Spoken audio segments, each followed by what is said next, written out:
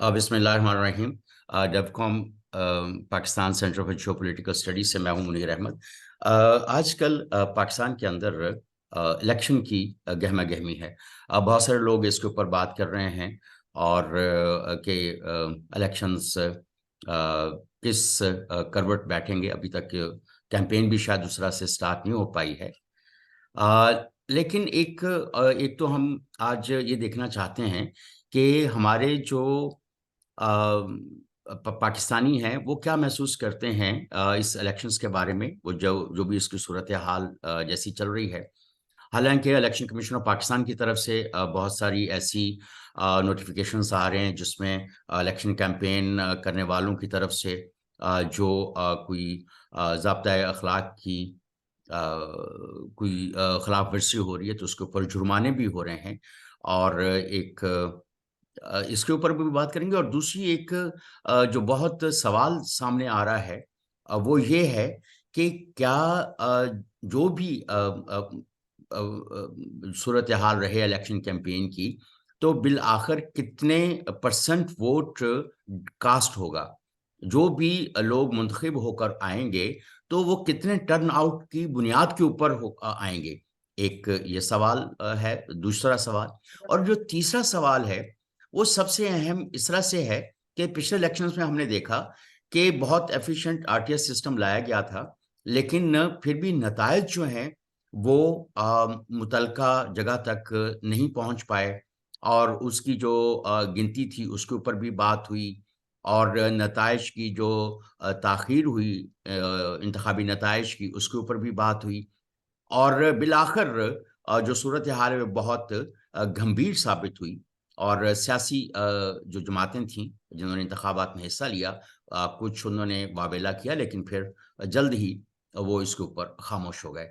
तो अब देखना ये है कि अब के जो इंतखाबात हैं वो कितने फ्री और फेयर होंगे और किस तरह की सूरत हाल सामने आएगी, टर्नआउट कैसा रहेगा और नताइज के बारे में क्या आप वक्त पर आएंगे, इसके ऊपर आज हम बात करेंगे। और हमारे साथ तशरीफ रखते हैं हमारे की नोट स्पीकर सेनेटर फरतुल्लाह बाबर साहब।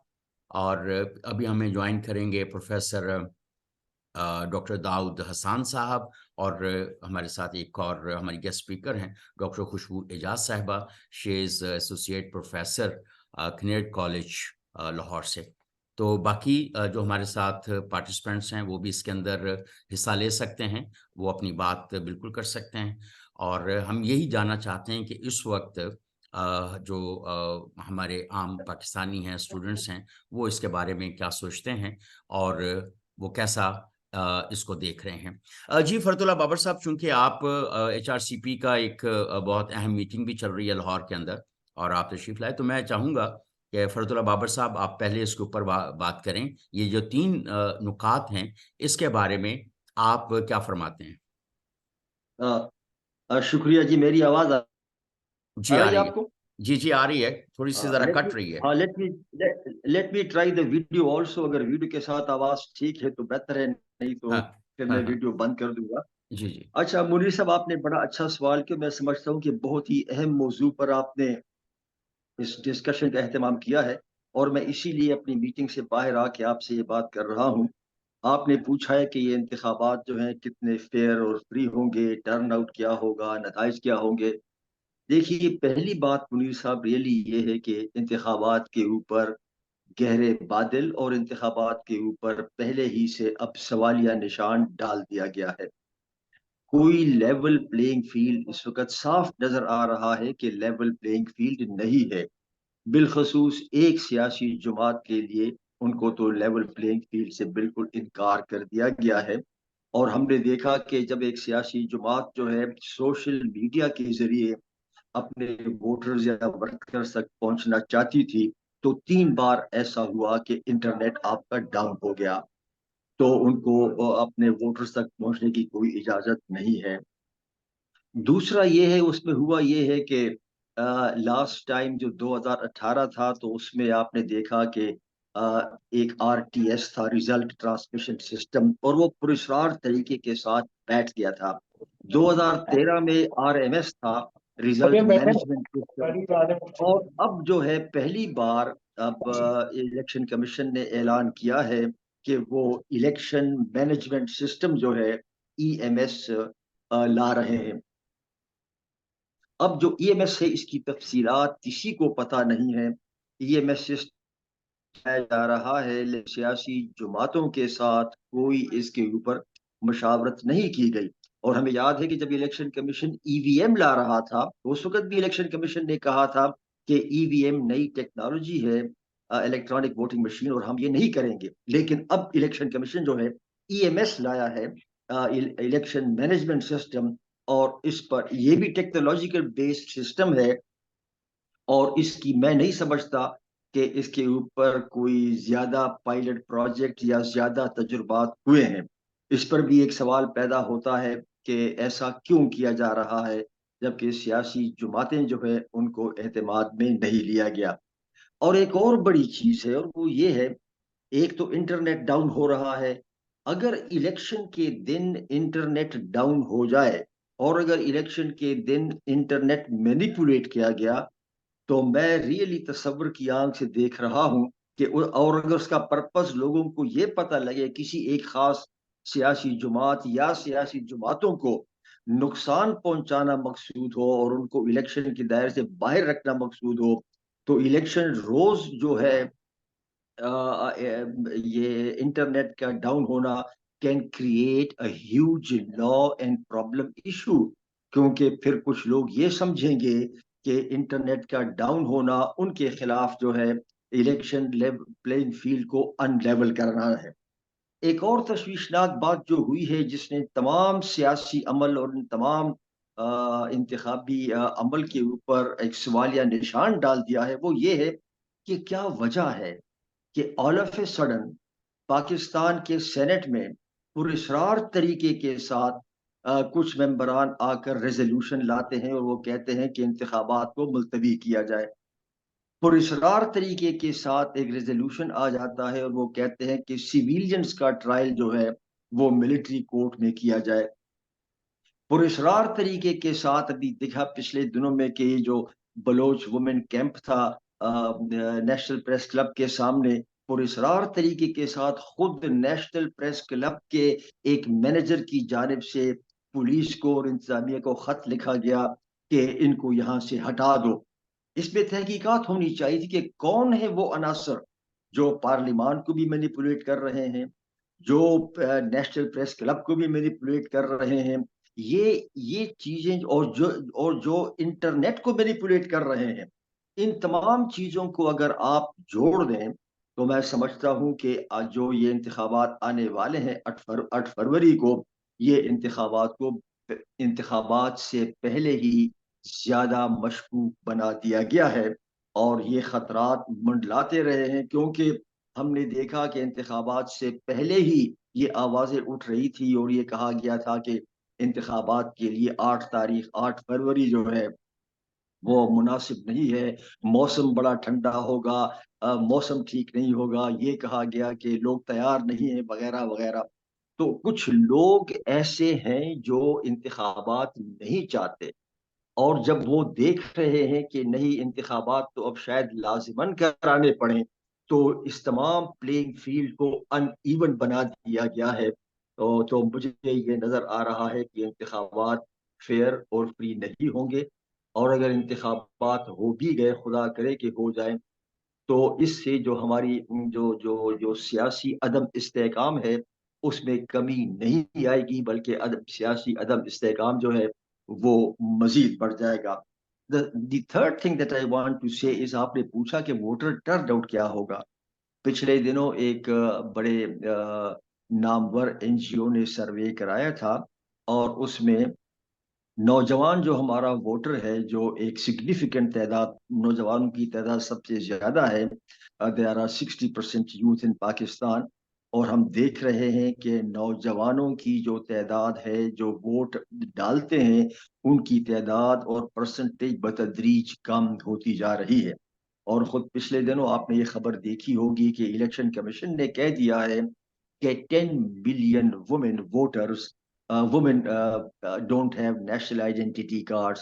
और जब नेशनल आइडेंटिटी कार्ड्स नहीं है तो इसका मतलब ये कि वो वोटर नहीं है, और अगर वो वोटर नहीं है तो इसका मतलब ये है कि आपकी 1 करोड़ खवातीन जो हैं वो जो हैं तो डिसइनफ्रेंचाइज हो गई हैं।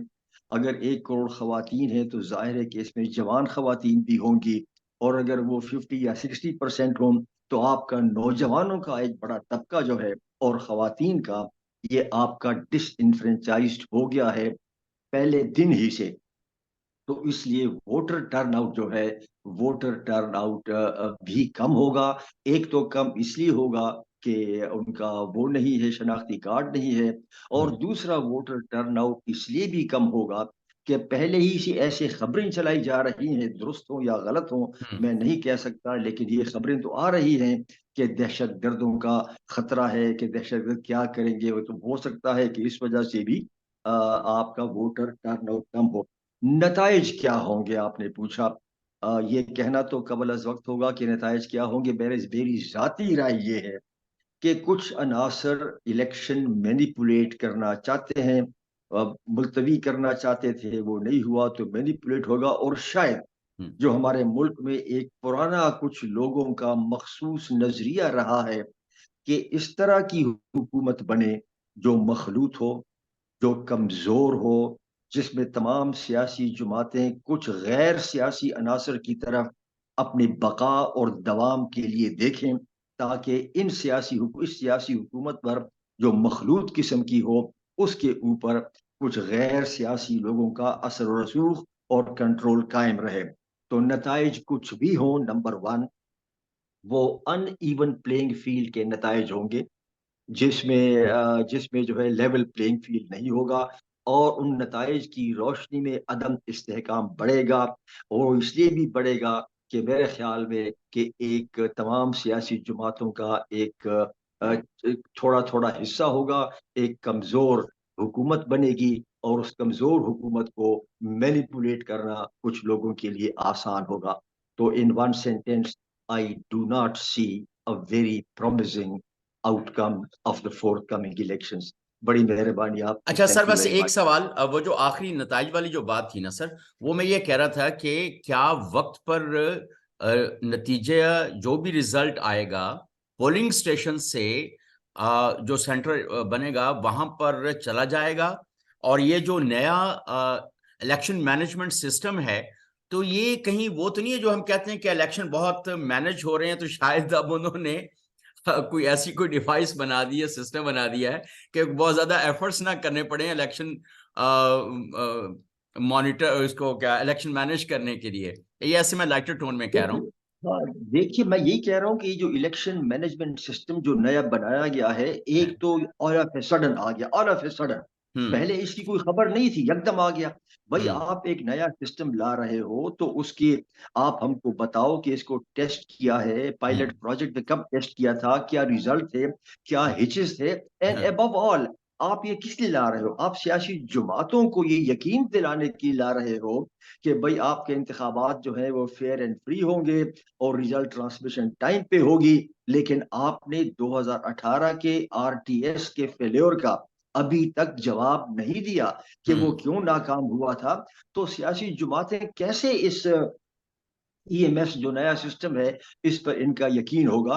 मैं समझता हूं कि ईएमएस के ऐलान से शुकूक शुबहात मजीद बढ़ गए हैं, और हो सकता है कि ये ऐसा सिस्टम हो कि इसको टच बटन के जरिए ऐसा मैनिपुलेट किया जाए कि हम्म, आपको कोई लॉ एंड ऑर्डर और ताकत का इस्तेमाल न करना पड़े। जिस तरह हम्म, आप बटन दबा के अब इंटरनेट खत्म कर देते हो, इंटरनेट खत्म करके आप एक सियासी जमात या दो सियासी जमातों को अपने वोटर के पास जाने से रोक देते हो, तो कहीं ऐसा न हो कि ये ईएमएस भी वो बटन हो, वो अलादीन का चिराग हो कि जिसे आप बटन दबा के इलेक्शन सारा मैनिपुलेट हो। खुदा करे ऐसा हम्म, ना हो। हम्म, लेकिन मैं चूंकि हमारी मुल्क की तारीख ऐसी है, तो मैं हम्म, समझता हूं कि ऐसा हो सकता है, और ऐसा एन मुमकिन है जब तक उन सवालात का जवाब न दिया जाए। और आज ही डॉन अखबार की पहले पेज की, फ्रंट पेज की बड़ी अच्छी एनालिसिस है इस ईएमएस के ऊपर, और शकूक और शुबहात उठाए गए हैं। तो I agree with you, there are serious doubts and hmm, clouds over the forthcoming elections, and also मैं नहीं देख रहा कि इसके इंतखाबात के नतीजे में आपको कोई सियासी इस्तेहकाम मिलेगा। बहुत शुक्रिया। आपने चूँकि फ़रदुल्ला बाबर साहब आपकी मीटिंग है, आपने उसमें जाना है। तो इससे पहले कि फ़रदुल्ला बाबर साहब रूम छोड़ें, किसी और का कोई सवाल है तो इमीडिएटली आप अपना हैंड रेज़ कर सकते हैं, इससे पहले कि फ़रदुल्ला बाबर साहब चले जाएँ। Anyone like to ask a question?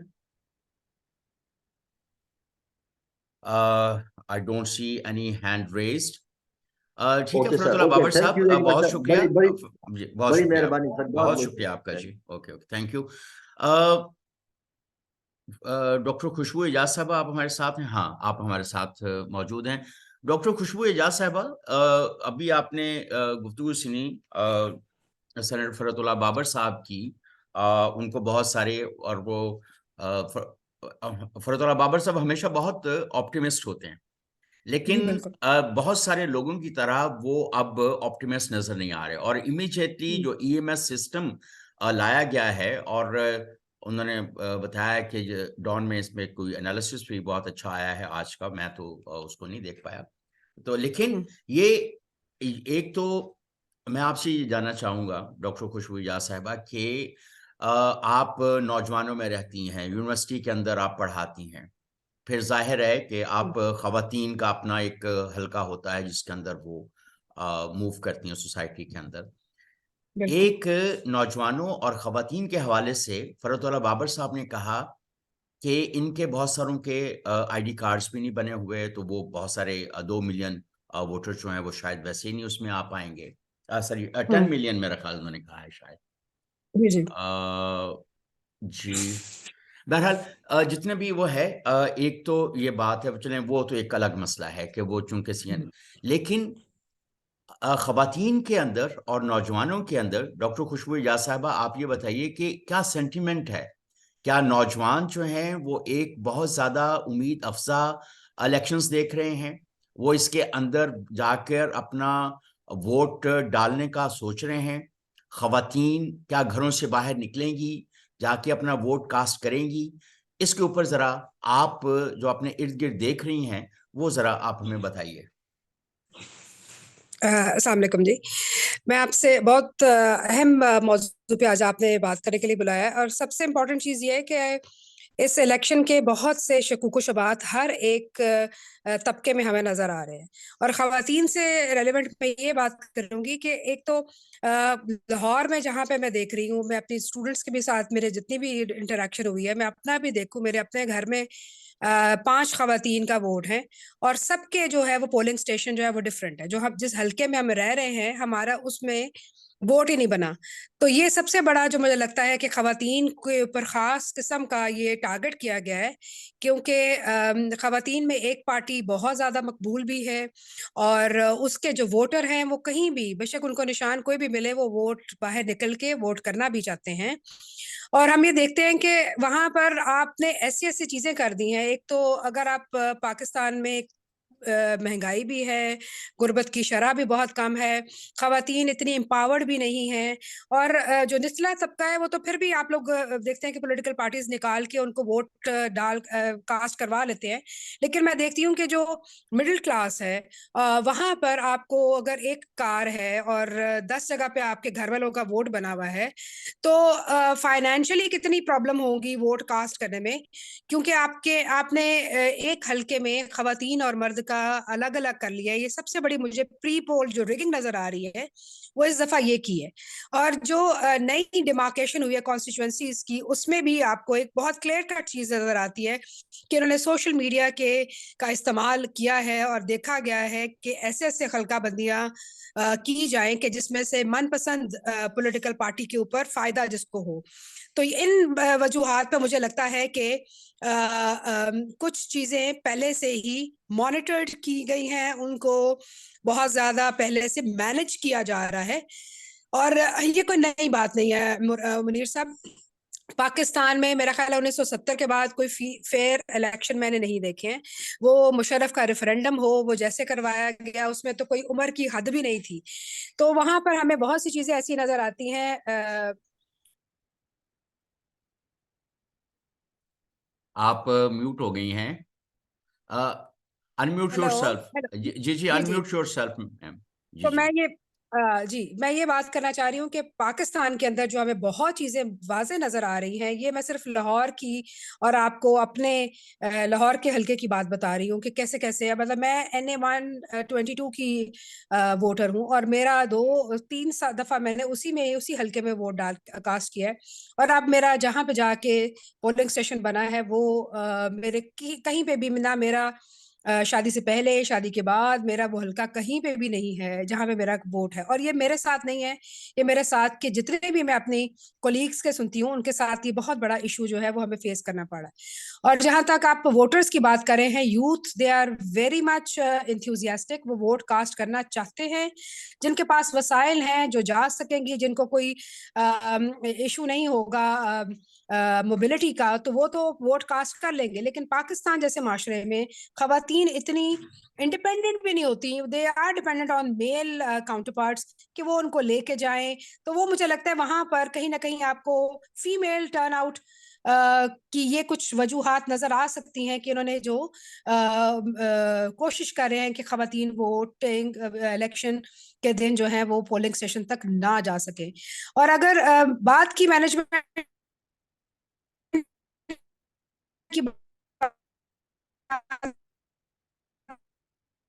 EMS की और उसकी आप बात करें, देख है। और जो पॉलिटिकल पार्टी वर्कर्स को इतना तो डॉक्टर साहबा, और कुछ इस तरह का सिस्टम ना। डॉक्टर साहब, सिर्फ एक गुजारिश जी करूंगा, बेशक अपनी वीडियो बंद कर दें, क्योंकि अभी आपने जो पिछली जो बात की है वो समझ में नहीं आई, बहुत मफल्ड वॉइस आ रही थी। आप जरा थोड़ा पीछे से जरा दोबारा से कंटिन्यू कर लें। जी, मैं सिर्फ ये कहना चाह रही हूँ कि इस सारे मामले में जो हम देख रहे हैं कि खवातीन की आपने कहा ना कि खवातीन के हवाले से, यूथ के हवाले से आपने सवाल था, तो उसके मुताबिक मैं ये कहना चाहूंगी कि मेरे इर्द गिर्द मैंने बहुत से ये चीजें देखी हैं कि एक अगर घराना है तो उसमें मर्दों का एक जगह पे पोलिंग स्टेशन बना है, लेकिन खवातीन, अगर मेरे घर में 5 खवातीन हैं तो उनके 5 डिफरेंट हलकों में पोलिंग स्टेशन उनके शो हो रहे हैं।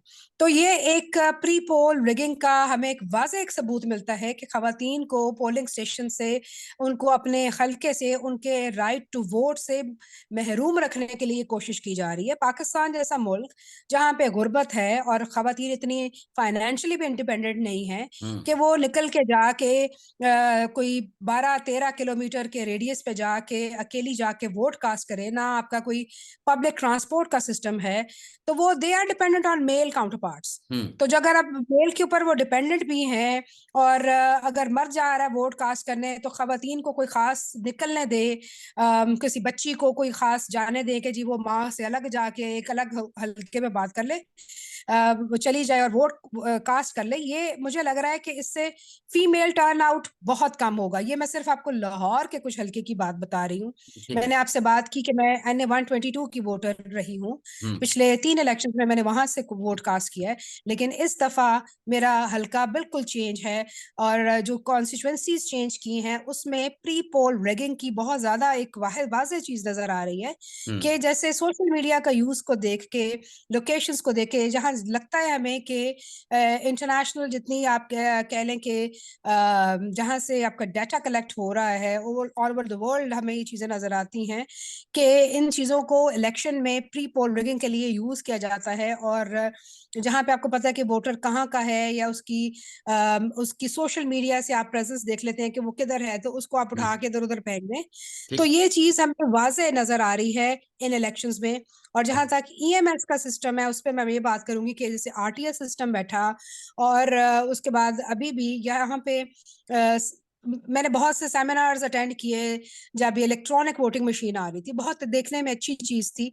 लेकिन उस वक्त भी वाज़ेह सवाल ये था कि पाकिस्तान जैसे मुल्क जहाँ पे इलेक्ट्रिसिटी ही नहीं है, कहाँ पर लोग इतने, आपको इतना एक तो नेट आपके पास अवेलेबल हो, जैसे उस वक्त आपका मोबाइल सर्विस कभी डाउनलोड बिल्कुल डाउन हो जाती है। तो उन चीजों के अंदर there are so much technical glitches जो आ जाते हैं। तो उसमें आपकी एक अमेरिका जैसे मुल्क में तो आप कह लें कि इलेक्ट्रॉनिक वोटिंग मशीन जो है वहां पे भी प्रॉब्लम्स तो आ जाते हैं। तो यहाँ पर आपको पाकिस्तान जैसे मुल्क जहाँ पे लिटरेसी रेट भी इतना कम है, लोग इतने इशू, मतलब ठीक है, हर के पास सोशल मीडिया की एक्सेस है, मोबाइल यूज करना आ गया है, लेकिन लोगों के पास अभी भी वो आपको नहीं नजर आता कि आप जाके वो देख राइट। सके। जब आप उनसे राइट, अगर जो अनपढ़ ओके। लोग हैं उनसे आप अपना उनके निशान भी अगर छीन लें, तो फिर ये बहुत बड़ी हमें एक नजर आता है कि लेवल प्लेइंग फील्ड भी नहीं मिल रही। और 1970 के बाद कोई हमें फेयर इलेक्शंस हमें देखने को भी नहीं मिले। वो कोई बेशक रेफरेंडम हो या कोई इलेक्शंस हो, उसमें हमें वाज़े तौर पे बहुत से सबूत ऐसे मिलते हैं कि जहां पर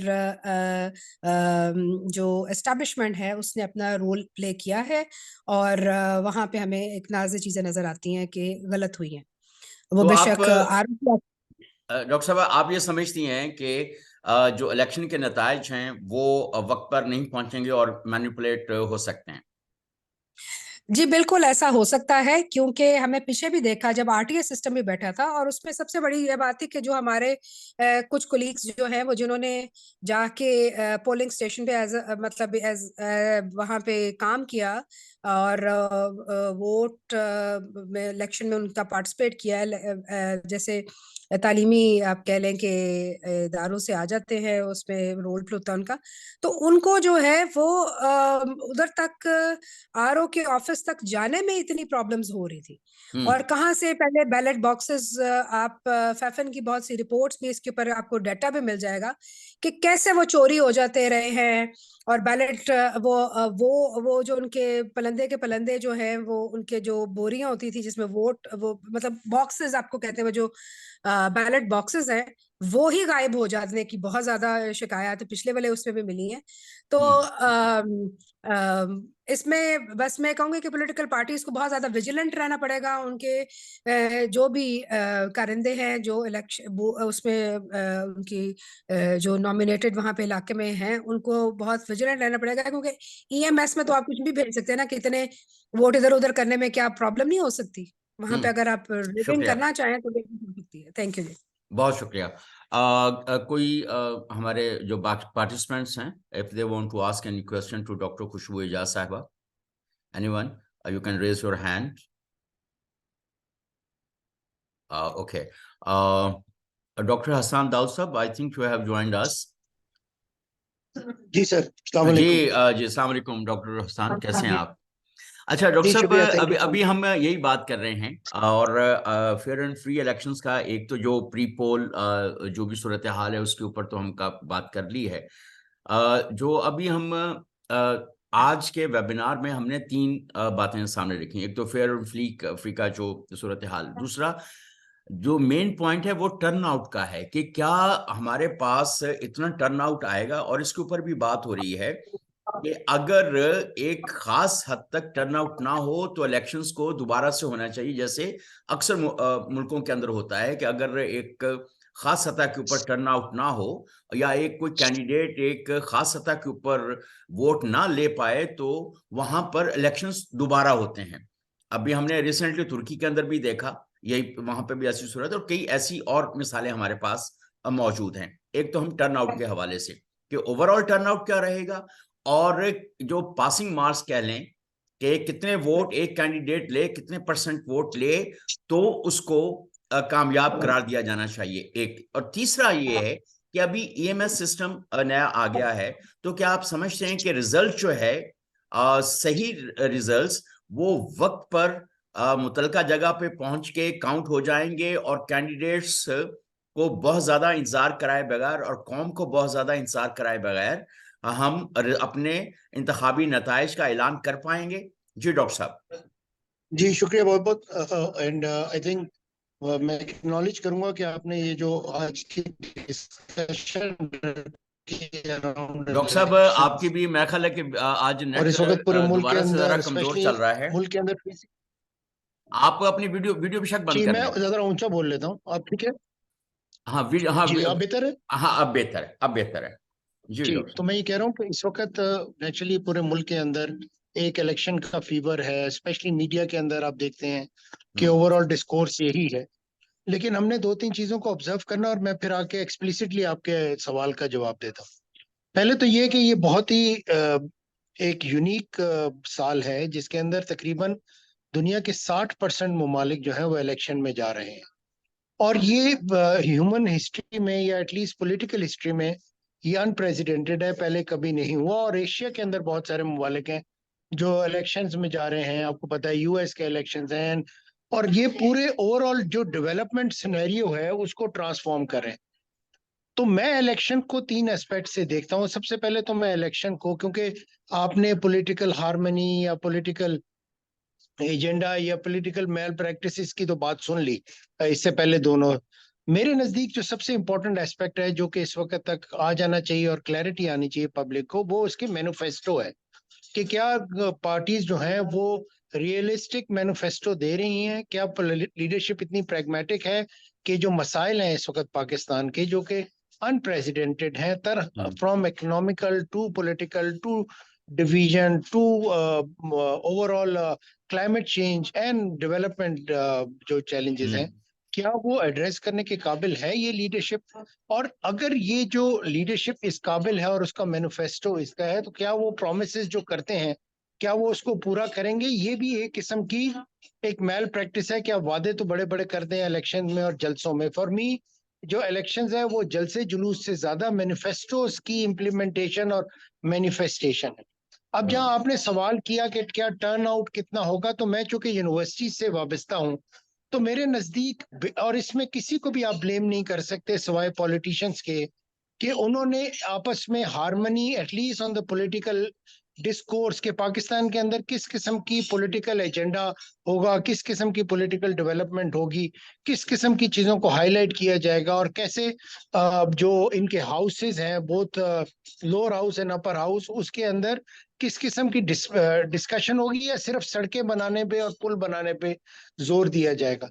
तो जो यूथ है वो आहिस्ता आहिस्ता नेचुरली जिस किस्म की नॉइज है और जिस किस्म की जबान इस्तेमाल की जा रही है, और अभी डॉक्टर खुशबू ने बात की मिडिल क्लास जो है वो एलिनेट हो रही है, तो middle class naturally, middle class जो होती है वो किसी सिस्टम के अंदर एफिशिएंसी लाती है। और अगर आपकी पॉलिटिकल सिस्टम के अंदर एक पॉलिटिकल जो इन्वॉल्वमेंट है वो पैसे की बुनियाद पे हो, और जो जितना पैसा डाल सके वो इतना इलेक्शन में पार्टिसिपेट कर सकता है, तो नेचुरली मिडिल क्लास के पास तो इतना पैसा नहीं होता, वो तो अपनी पेंशन के लिए सेविंग कर रहे होते हैं। तो जब वो देखते हैं और उनके बच्चे देखते हैं कि हमने सिर्फ अपनी डेवलपमेंट करनी है, अपनी कैपेसिटी बिल्डिंग करनी है, तो वो जो पैसा है वो यूनिवर्सिटीज में लगाते हैं अपने बच्चों के लिए, और वो आहिस्ता आहिस्ता हमारे पॉलिटिकल सिस्टम से मिसप्लेस होते जा रहे हैं और डिस्ट्रस्ट बहुत ज्यादा बढ़ गया है। तो मेरा ये ख्याल है कि जो टर्न आउट होगा वो तो उतना ही होगा जितना हर साल होता है, क्योंकि जो पॉलिटिकल फोर्सेज हैं जो पार्टिसिपेट करती हैं उनको इन तमाम चीजों का पता होता है, और वो ये चीज इंश्योर करेंगी, चाहे वो विमेन पार्टिसिपेशन हो, और जहाँ पे विमेन पार्टिसिपेशन नहीं होगी वहां पर जो इलेक्शन एक्ट है वो अप्लाई होगा, और वो probably northern areas of Pakistan है। लेकिन उसका एक हिस्टोरिकल अकाउंट है। जो अर्बन सेंटर्स हैं उसके अंदर टर्नआउट ठीक होगा, और अर्बन सेंटर्स के अंदर ही actually battle of the champion होता है, और उस लिहाज से मेरा ख्याल है टर्नआउट क्वाइट रीजनेबल होगा। इतना जरूर होगा कि इलेक्शंस को आगे लेके जाया जा सके। अब बात यह है कि क्या पॉलिटिकल पार्टीज जो भी जीतेगा उसको एक्सेप्ट करेंगे उसके तो अगर आप कहते हैं कि प्री पोल रिगिंग हो रही है, तो क्या पहले ये ही ड्रम बीटिंग तो नहीं हो रही कि प्री पोल रिगिंग हो रही है, ताकि जो भी रिजल्ट है और उसको एक्सेप्ट ना किया जाए?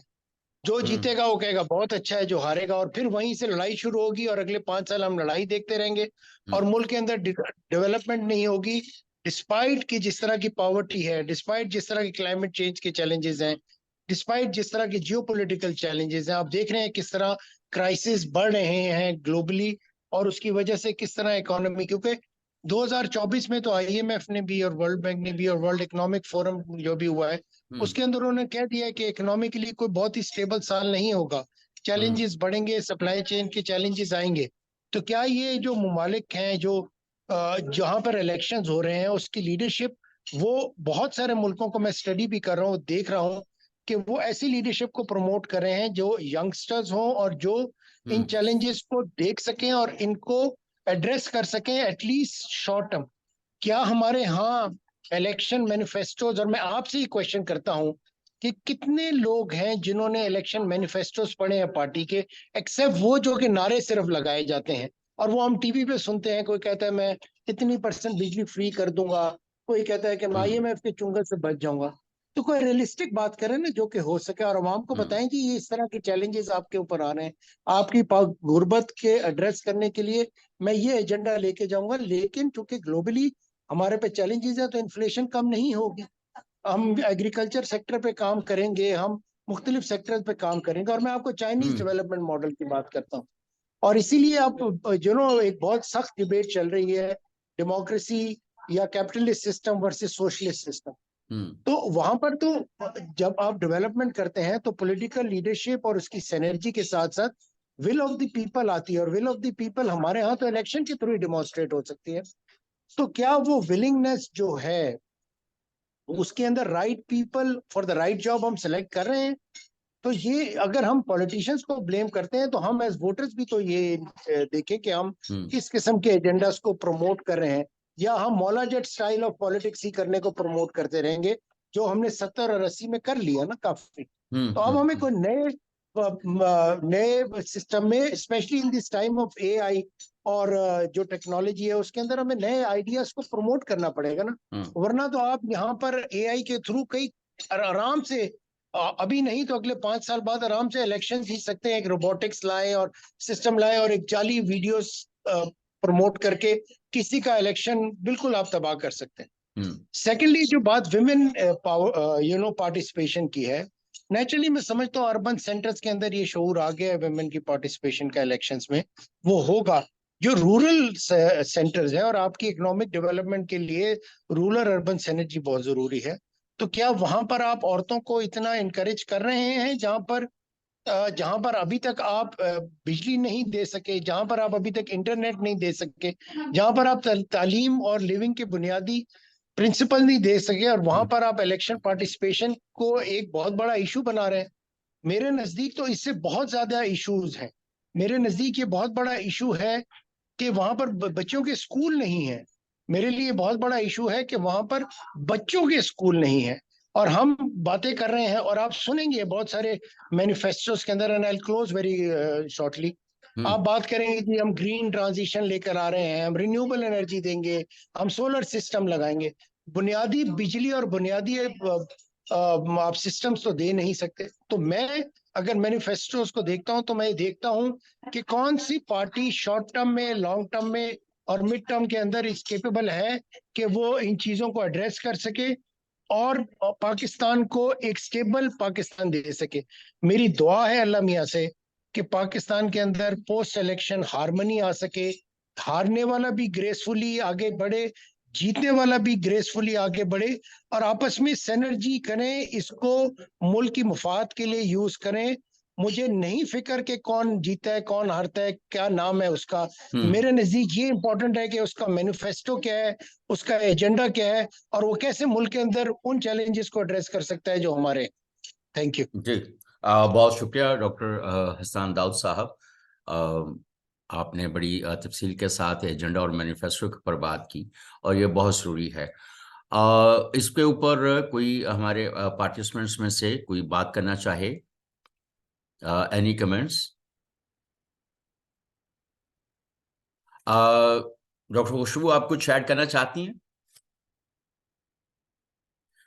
जी, ईमान ताहिर खान। मैं आपको एमन ताहिर खान या ईमान, व्हाटएवर। जी, अस्सलाम वालेकुम। वालेकुम सलाम। एक तो अपना नाम बताइए और फिर बात पूछिए जो आप करना जी, चाहती हैं। जी। जी, my name is Ayman Tahir Khan and I'm a student of political science at ji. Kinnaird College. So my question is that, as it was mentioned before as well, that there is a sense of doom and gloom about the upcoming elections, because what I've noticed around myself is that people have a sense of कि election में हम vote करेंगे भी तो will it matter, या फिर is it pre determined इन अ वे। तो जो ये होपलेसनेस की फीलिंग है, हम इसको कैसे रिकंसाइल कर सकते हैं with our beliefs in democracy, and like as young students how can we deal with these feelings of doom and gloom? चलें, डॉक्टर खुशबू एजाज साहबा, पहले तो एमन के सवाल का जवाब दें कि यो इस वक्त ग्लूम की सी कैफियत है, जो हमारे यंग लोग हैं वो कैसे उससे हो सकते हैं, और फिर डॉक्टर हसन। मैं ये देखती हूँ कि बिल्कुल ये चीज़ एक हमें पेसिमिज्म नजर आता है यूथ में कि क्या प्री डिटरमिन्ड तो नहीं है कि कौन जीत रहा है और क्या हो रहा है। जैसे कोलिशंस बन रही हैं, जिस तरह से पार्टी एक तोड़ के दूसरी पार्टी बनाई जा रही है, और किस तरह से नई नई पॉलिटिकल अलायंसेस नजर आ रही हैं, तो कहीं ना कहीं हमें जो पॉलिटिकल साइंस के स्टूडेंट्स हैं वहाँ पे हमें पेसिमिज्म नजर आता है कि they are not very happy with what is going on in our country. लेकिन ये है कि कहीं पे हमें बहुत एक ऑप्टिमिस्टिक एलिमेंट ये नजर आता है कि people are determined to come out, और इवन के यूथ जो है they want to cast their vote, और ये वो निकल के अपना हक जो है वो बड़ा भरपूर तरीके से हमें कोई चीज़ें जो सोशल मीडिया से और उधर से हम गेज कर सकते हैं, वो ये चीज़ें नजर आ रही हैं कि लोग अपना इस हक को इस्तेमाल करने के लिए बहुत ज़्यादा बेचैन भी हैं। मैं यहाँ पे एक ऐड करना चाहूंगी, मेरी एक और गवर्नमेंट कॉलेज की प्रोफेसर और लेक्चरर और हमारी एक स्टूडेंट हैं जो सवाल पूछना चाह रही हैं, आयशा खालिद। उसको आप उनको आप काइंडली अनम्यूट कर दें तो वो भी अपना कोई यूज आयशा करना करना खालिद, चाहेंगे। जी जी। कहाँ है आयशा खालिद? आयशा हाँ, ये खालिद। यहाँ Ayesha Khalid, can you unmute yourself? जी, अनम्यूट योरसेल्फ। इस डॉक्टर हसन दाल, जी, जी जी can I बताइए। comment on the young girl's question? जी, डॉक्टर हसन दाऊद साहब प्लीज। देखो बेटा, and you know, I would not like to be pessimistic at this point because I work on investment, so I always remain optimistic. So I think any exercise that we do, any political exercise we'll do, will always come up with good results or bad results. But what are the lesson learned are equally important. So I think for you as youngsters, you should look at your future, because whatever agendas and manifestos these guys will give is about your future. It's not about our future. We baby boomers have survived in this Mola Jet generation, keep fighting amongst ourselves. Hame issues chahiye hote hain to survive and to, look at those 8 to even 7 to 10 or even 11 p.m. जो doomsday scenario present करते हैं आप जैसे youngsters को. So I think this country is offering you a lot of opportunities, and this election is offering you a lot of opportunity. Irrespective whoever wins, and I always say it's not just about who wins, it's about what they deliver. और अगर हम जो भी जीते उसने कोई ना कोई तो मैनिफेस्टो दिया होगा ना, और फिर हम उनसे पूछेंगे. And now in this vibrant media's age where social media is so active, and I assure you, because I deal with a lot of politicians and also other stakeholders, they are now concerned about what happens on social media and what youngsters are thinking. Therefore, you find leaders going to universities and colleges to address people and talk about different issues. And you guys are more aware. When I was of your age, I'm not too sure what your age is, but based on your voice, I am assuming you're of a certain age. So when I was your age, I was more into sports than politics. And the best part is that now, today, you are concerned about yourself. You're concerned about your future and your family and this country's development. This country has a lot of natural endowment, including its geographical location, including the natural resources, but most importantly, people like you and of your age, and their number and their knowledge and their accessibility to technology. आप मुझे बताएं ना, कौन सा ऐसा मुल्क है जिसमें ये सब चीजें हैं? थोड़ा सा आपने ये कोशिश करनी है कि आपने इस ऑप्टिमिज्म को अपने अंदर रखना है, बिकॉज आपकी यूथ के साथ जो इनहेरेंट चीज होती है वो ऑप्टिमिज्म होती है, और हम बूढ़े लोगों के अंदर भरी होती है पेसिमिज्म, क्योंकि हम बूढ़े हो चुके होते हैं, कुछ नजर तो आ नहीं रहा होता. तो आप जैसे यंगस्टर जो हैं वो ऑप्टिमिज्म को अपने हाथ से मत जाने दें.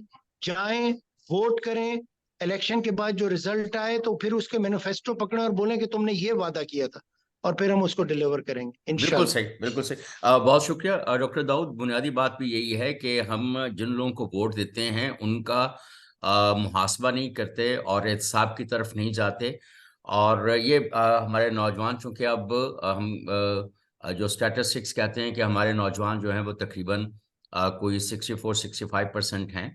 तो अब जाहिर है कि ये हमें इन लोगों की राय का एहतराम भी करना पड़ेगा और इनको साथ लेके ग्रूम करके आगे चलना पड़ेगा। अब मैं आयशा खालिद साहबा, अनम्यूट योरसेल्फ, अपना ज़रा तारुफ करा के तो बात कीजिए। जी, अस्सलाम वालेकुम. This is Aisha Khalid from Department of Political Science, Kinnett College, and I'm also serving as visiting lecturer at GC University Lahore. So, since हमारे पास यहाँ पे academia से लोग हैं, so I would like to ask a very pertinent question. कि I'm a young political science student and I'll be casting my vote for the very first time. But I still find myself in a fix कि which political party I should vote for. Like, because I personally feel कि जितनी भी political parties हैं हमारी country में, they all are standing in the same line. So my question is कि when like young political science students like myself, when they find themselves in a fix, कौन से ऐसे factors हैं जिसके ऊपर हमें gauge करना चाहिए political parties को, considering the current circumstances we are having in our country and considering the kind of chaos and turmoil we are having. तो इसके अंदर किस तरह से हम political parties को gauge करें if we want to cast our vote for the first time. Thank you.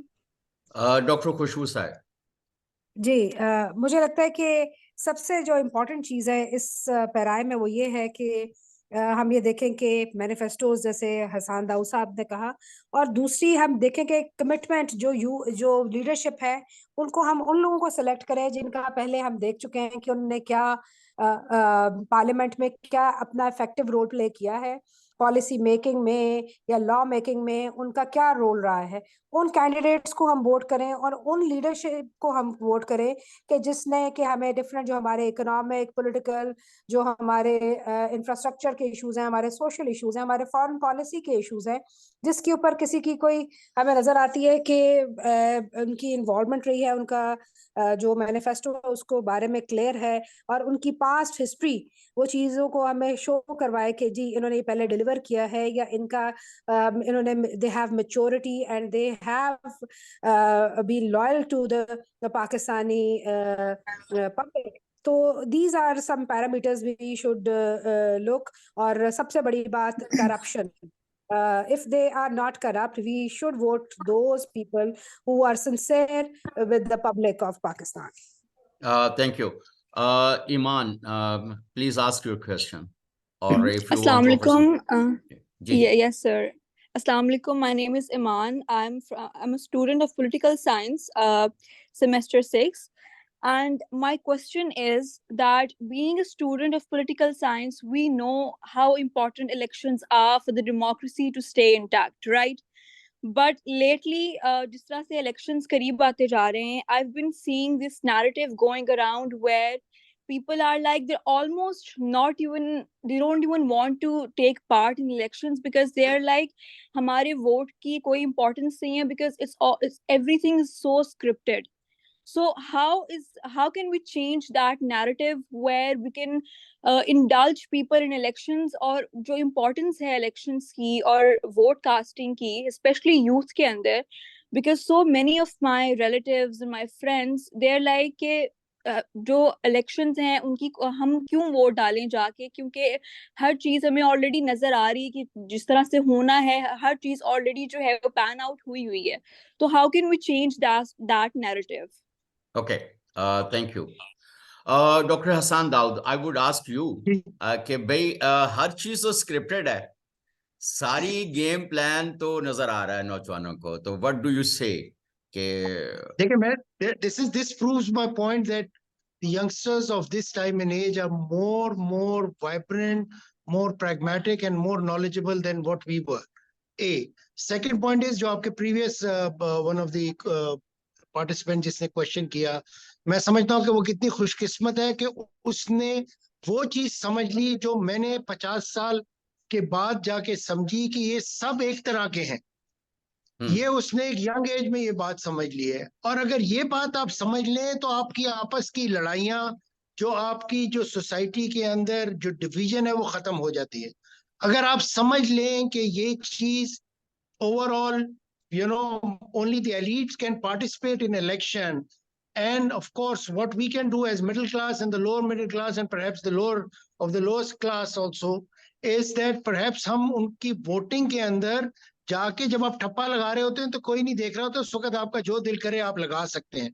So you live by your cautions. तो आई एम वेरी हैप्पी कि इस बच्ची को बहुत यंग एज में पता चल गई, जो मुझे अभी जाके पता चली. And also I think in terms of narrative, बेटा पाकिस्तान में जब भी इलेक्शन हुआ है ना, तो इस तरह का नैरेटिव बना है. आप मुनीर साहब से पूछ लें, आपको ये बताएंगे कि एक लोग होते हैं जो कहते हैं इलेक्शन नहीं दिया तो आप खत्म हो जाएंगे, और एक पार्टी हो, specially in this time where our country is under so much of division, तो आप कहेंगे कि एक कहेगा कि पाकिस्तान बहुत तरक्की कर रहा है, तो दूसरी पार्टी पे लाजिम है वो कहेगा नहीं जी डूम्सडे सिनेरियो, हम तो खत्म हो रहे हैं, लाजिम है इन पे. तो आप इस सिनेरियो में हैं कि आपने ऑप्टिमिस्टिक रहना है, आपने कॉशियस रहना है, और प्लीज. डॉक्टर साहब आपका अनम्यूट हो गया, अनम्यूट करें. अजीत जी वो कॉल आ गई थी. आप ये सोचें कि आप क्या सोच रहे हैं या क्या सोच रही हैं. ठीक. ओके ओके डॉक्टर साहब अनम्यूट योरसेल्फ. आप जरा अपना मैं अनम्यूट करें. अनम्यूट हूं, मेरे बीच में कॉल आ रही है. तो मैं कह रहा हूं कि जो नैरेटिव है वो इंडिविजुअल होता है. सोशल मीडिया डिफाइन नहीं करता कि कैसे आपने और किसने जीतना है और इलेक्शन इंपॉर्टेंट है कि नहीं. अगर इलेक्शन इंपॉर्टेंट ना होते तो इस वक्त 60% ममालिक के अंदर इलेक्शन ना हो रहे होते. और मैं आपको बताऊं, जो लोग कहते हैं ना कि डेमोक्रेसी नहीं होनी चाहिए, we should be careful what we wish for, it might come true also. और उसके बाद फिर हमें एहसास होगा कि कितनी इंपॉर्टेंट है डेमोक्रेसी, कितनी इंपॉर्टेंट है ये फ्रीडम ऑफ स्पीच जो इस वक्त इस मुल्क के अंदर है. और मैं आपको बताऊं कि जो वर्स्ट फॉर्म ऑफ डेमोक्रेसी भी है वो बहुत सारे अदर अवेलेबल सिस्टम से बहुत बेहतर है. आपको फ्रीडम ऑफ स्पीच है, मुनीर साहब को फ्रीडम ऑफ स्पीच है कि वो इस तरह की डिस्कशन और डिस्कोर्स कर सकें. So we living in a great country. This country has promising future. Just go and vote and listen to your heart. And if your heart says that vote is not important, then go have a good breakfast and sleep. But then keep sleeping for next 5 years when these politicians will do what they want to do. फिर आप उस वक्त रोना नहीं, फिर नाश्ते ही करते रहना, हलवा पूड़ी खाते रहना. ओके, थैंक यू डॉक्टर साहब. आमना पहले Fatima high. Fatma, can you unmute yourself? Yes, sir. So basically, my name is Fatima Hai, and I am a student of political science at Kinnaird College. So my question is that how the social media algorithms are going to shape the upcoming elections in Pakistan? Because whenever I open my social media account, I saw the political information or political manifesto of a single account, and I don't have any diversified point of view. So I basically want to know that how can I actively diversify my source of political information, because I think these algorithms are succeeding in shaping my voting behavior. So I just want to ask that how these algorithms are going to affect the young minds and their voting behavior, because there's so much echo chambering and so much reinforcement of the ideas of the same political party. So I just want to ask this from Dr. Hassan, that how these algorithms are going to affect the upcoming elections.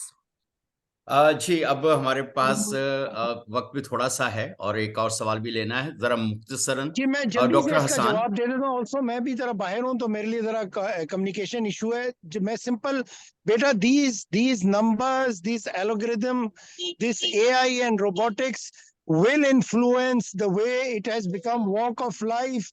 We cannot shy away from it.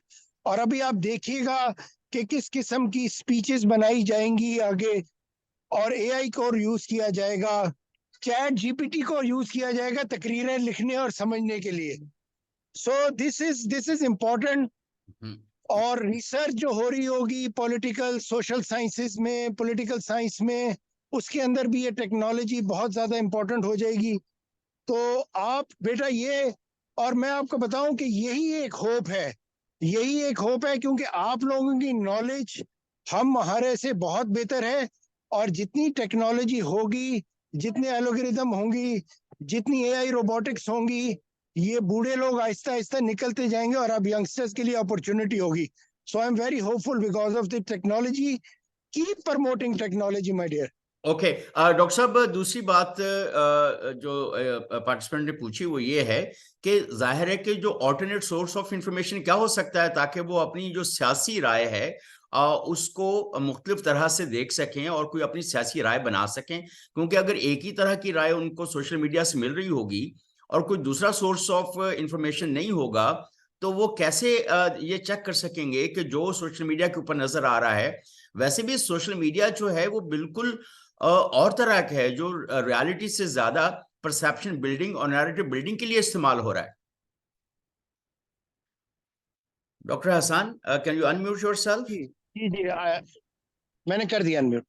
देखिए, ये तो बात है कि हम एक interesting time में हैं जिसके अंदर सोशल मीडिया ओवरवेल्म करता है हमारी अप्रोच को, हमारी नॉलेज को, हमारे डिसीजन मेकिंग को. लेकिन इसके साथ साथ ये भी इम्पोर्टेंट है कि जो डिसीजन मेकिंग की स्पीड है और नॉलेज की एक्सेसिबिलिटी है वो बहुत ज्यादा बढ़ रही है. तो सोशल मीडिया के अंदर भी आपको वेरिंग ओपिनियन मिलते हैं और इसको आप वेरीफाई बुक्स के थ्रू, अपने असातिज़ा के साथ डिस्कशन करने के थ्रू और इस तरह के फोरम के अंदर पार्टिसिपेट करने के थ्रू वेरीफाई कर सकते हैं, जहां पे फरतुल्लाह बाबर जैसे सीजन पॉलिटिशियन भी होते हैं और हम जैसे एकेडेमियंस भी होते हैं और समटाइम प्रैक्टिशनर्स भी होते हैं. आपके पास ये फोर्स है. जूम ने हमें एक्सेस टू एजुकेशन दिया जब पूरी दुनिया बंद हो गई थी, isn't it?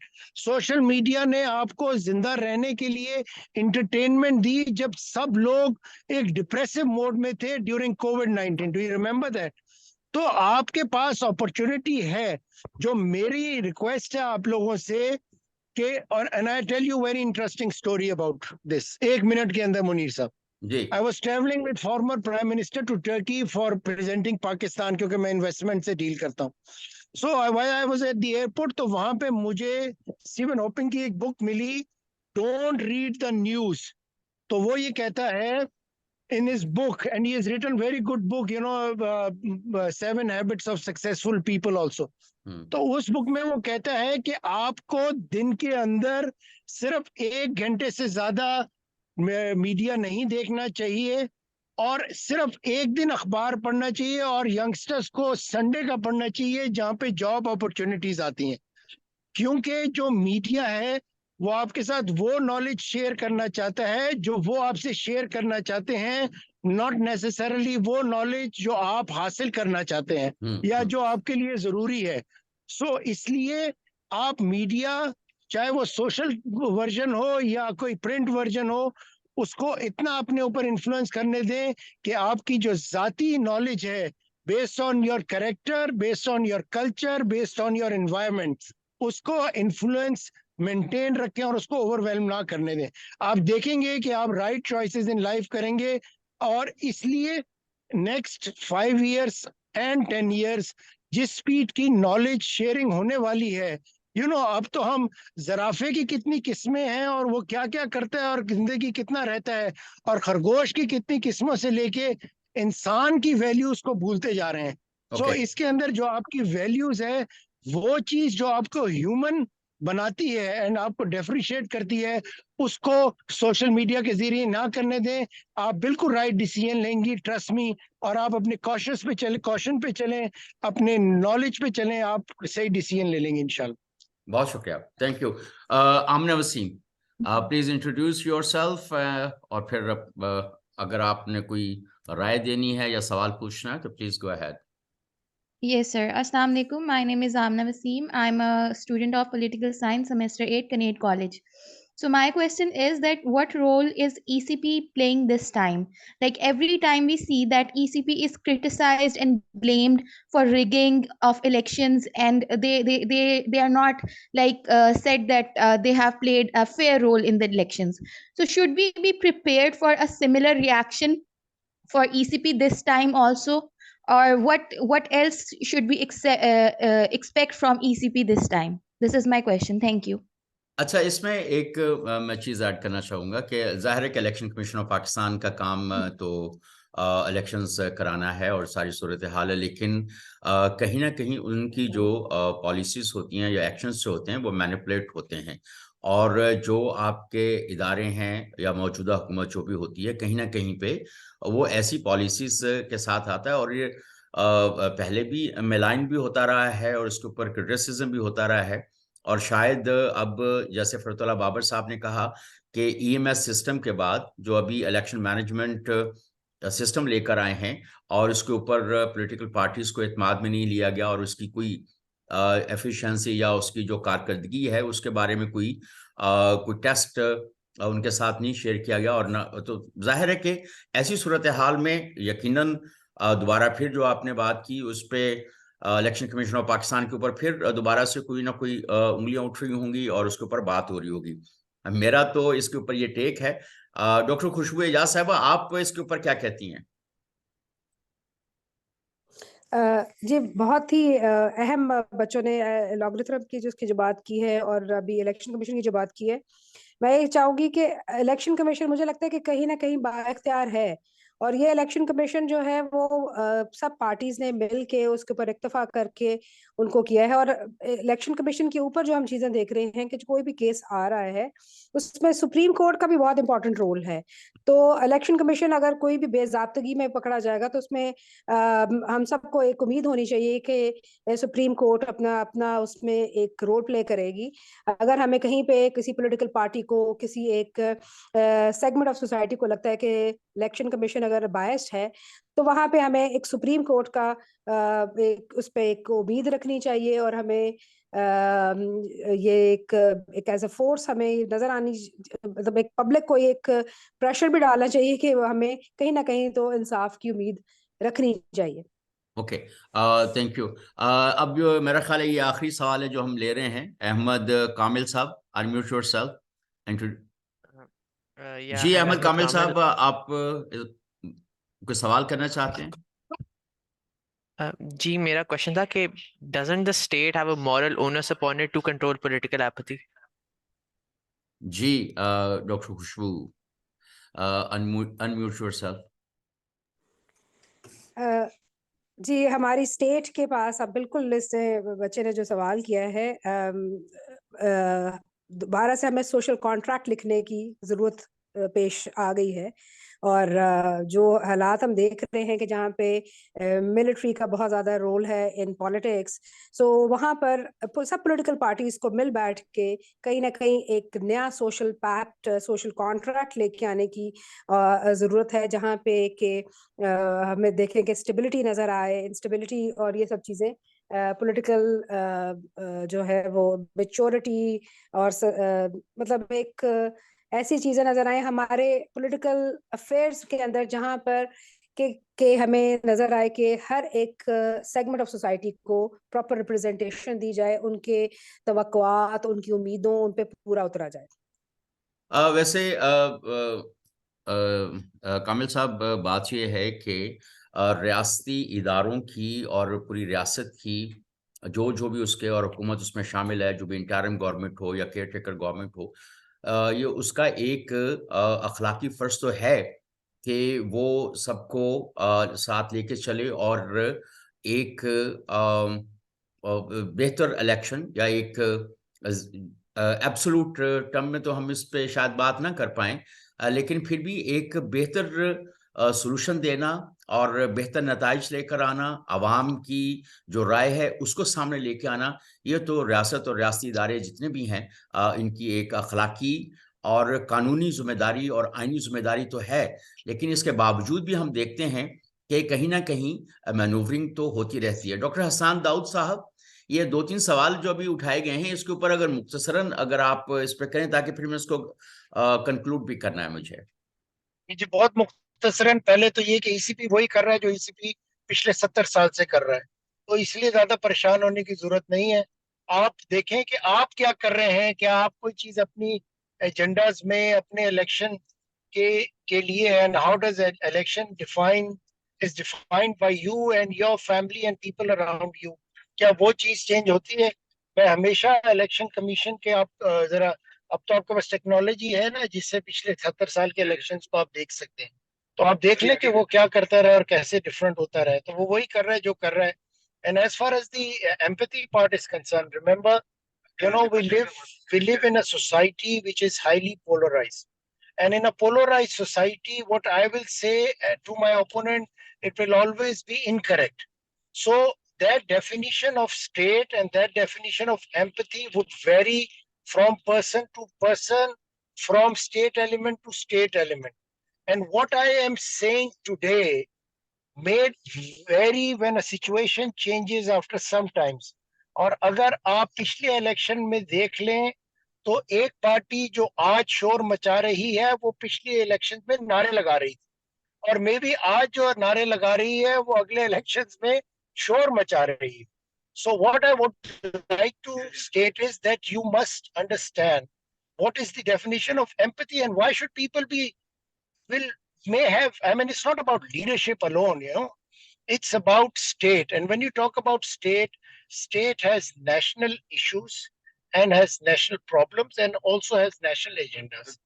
Based on this, आपने ये देखना है कि आप उनको कैसे प्रमोट करते हैं, of course national values also.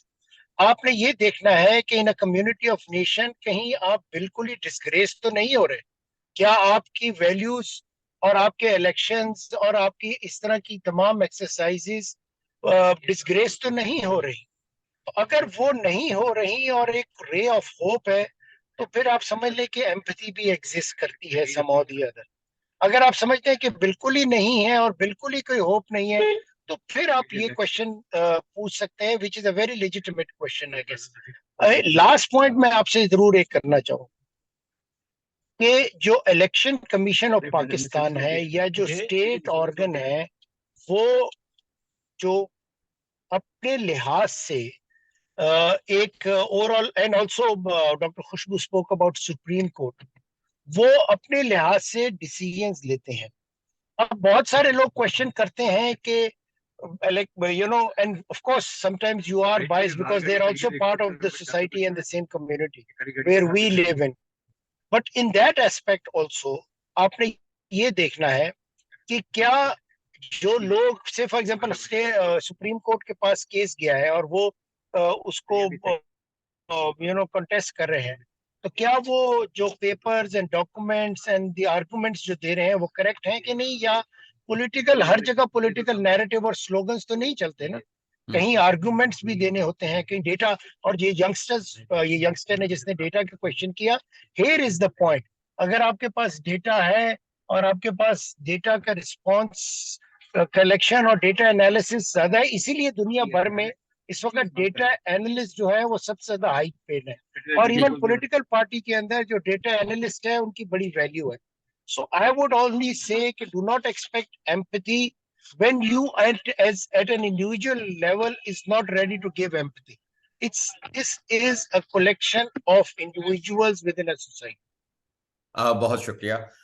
इसके साथ ही आज हम अपने इस वेबिनार का इसको कंक्लूड करते हैं और हम शुक्रगुजार हैं सेनेटर फरतुल्लाह बाबर साहब, डॉक्टर खुशबू एजाज साहिबा और डॉक्टर हसन दाऊद के, और आप स्टूडेंट्स का, नौजवानों का. एक बुनियादी बात हमें जहन में रखनी चाहिए कि जो हमारी तरह के तरक्की पजीर ममालिक होते हैं वहाँ पर मुख्तलिफ तरह की सूरत हाल रहती है, मैनूवरिंग भी होती है, लोग एक दूसरे को ओवर पावर करने की भी कोशिश कर रहे होते हैं.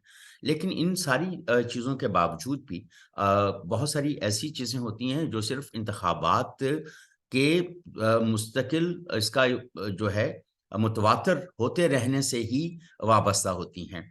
और अपना हक राय दही हमें इस्तेमाल करना चाहिए और बाहर निकल कर हमें कोशिश करनी चाहिए कि जो भी हमारे दोस्त दूसरे हैं, कोलीग्स हैं अपने ख़ानदानों के अंदर, कि वो जाएं और वोट डालें, अपनी राय का इस्तेमाल ज़रूर करें.